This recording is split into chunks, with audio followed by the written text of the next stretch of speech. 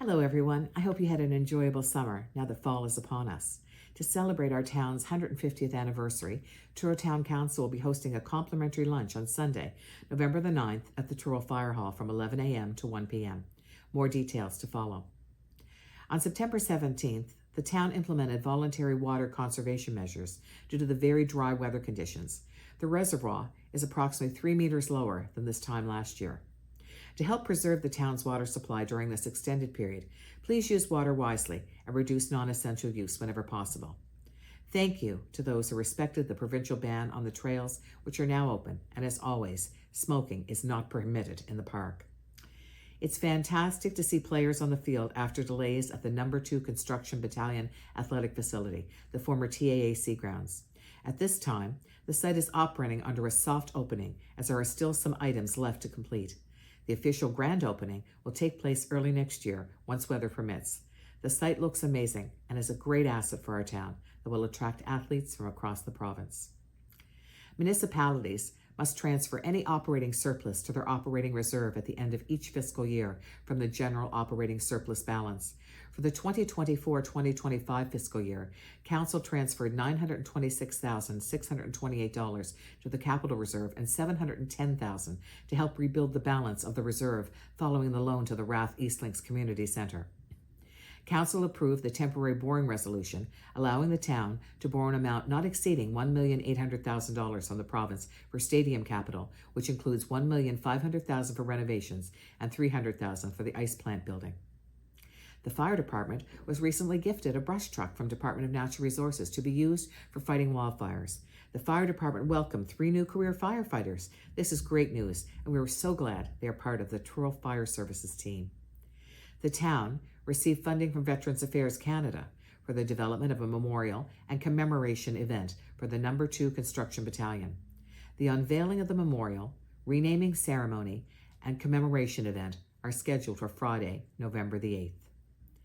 Town staff submitted a proposal to Department of Natural Resources to request approval to pilot a new urban hunting site in Truro for a more urban approach to the overall controlled management deer hunt. That proposal has been granted by DNR. At the request of the municipality of Colchester, the town also submitted a proposal to expand the hunt to more urban areas in Colchester to administer a similar hunt. Council approved the Memorandum of Association and bylaws for the new Central Nova Scotia Tourism Development Society for the municipality of Colchester, Stewiacke, Millbrook First Nation, and Truro. We are delighted to have this established where organizations like the REC, for example, can apply for funding. The topic of naturalized lawns was previously discussed on Council. At the September public meeting, the majority of Council agreed with the staff recommendation to not support the implementation of a bylaw to regulate naturalized lawn care. The Atlantic Mayors Congress will be for the first time hosting their conference in Truro this December, which is wonderful for our community. Mayor of Colchester, Christine Blair, and I met with the organizer, expressing interest in bringing the Congress to our area. Mayors will be attending from Nova Scotia, Newfoundland, Prince Edward Island, and New Brunswick to discuss issues impacting Atlantic municipalities. At the Committee of the Whole, Dr. Ernest Asante Carante presented a potential community solar project they are exploring for a building rooftop on Crossley Avenue. Rochelle Owen, a sustainability specialist, presented on seeking funding to conduct a business case for district energy in downtown Truro. In October 24, you may remember, our town passed the Energy and Admissions Plan. I was pleased to speak at the 40th anniversary of the Colchester Food Network. It was a very special evening, and the work they do for our community is exceptional. The dedicated staff, volunteers, and those who give their time and donate to making sure others have the basic need of food is selfless. Congratulations to Shelley DeViller on her new role as Executive Director for the United Way after many dedicated years with the Colchester Food Network. I attended board meetings at the Rath Eastlink Community Centre, the Flood Advisory Committee, and the anniversary celebrations at Hub Mall with Mayor Blair, Councillors Ian McGrath and Councillor Deb Pryor, and the Stampede Chili Lunch Kickoff at the Civic Square, hosted by Cumberland Colchester Member of Parliament Alana Hurdle. It was another great year at the Nova Scotia Stampede. The town and municipality fund the REC and its staff who organize the Stampede. The municipality and the town give $1.5 million on an annual basis for the REC and the staff. The Stampede was so welcoming, bringing people together from near and far with great energy, amazing talent, vendors, and the rodeo events. There really was something for everyone. Thank you to TC PEP for inviting both mayors to attend the physician recruitment reception with the Premier in attendance. Such a great and memorable event for our community, and the smiles seem to say it all. Congratulations to Truro Police Chief Dave McNeil, who was recognized this month for having 30 years service. Oliver Browning has taken over the role previously held by Director Andrew McKinnon in the town's Public Works Department. Mr. Browning had his first public meeting with Council in September, and we wish him well in his new position. I did a podcast with Cross Border Network's Chris Brown, talking about our town, my role as mayor, and challenges we face along with other towns in the province, and our vision moving forward. I look forward to seeing Chris when he visits my office in October. I was asked to be a chief guest with David Phillips from TC PEP at the South Indian Onam Festival, which was open to the public at the Nova Scotia Community College. It was a lovely event, and thank you to all Truro Maloney Association. Since we last connected, I met with Chief Dave McNeil, my Deputy Mayor Bill Thomas, and Town CAO Mike Dolter to talk about issues in the town. Crime, the unhoused, bike safety, and concerns from residents, just to name a few. Like all towns, we have challenges, and having open communication with our police department is important. I also met this month with Ministers Dave Ritzie, Minister Scott Armstrong, and Truro CAO Mike Dolter to discuss numerous issues like the former hospital site, housing, the unhoused, provincial safety regulations, infrastructure, and working cohesively for the betterment of our town. We are still awaiting further movement on the former hospital site on Willow Street, which is owned entirely by the province. This month, I also met with Matt Forrest and Mitch Chaplin with Souls Harbour about the unhoused and keeping our community updated with their future plans. I attended the annual general meetings this month for Truro Homeless Outreach Society and Future Works. I always enjoy attending AGMs to find out what's going on in their organizations.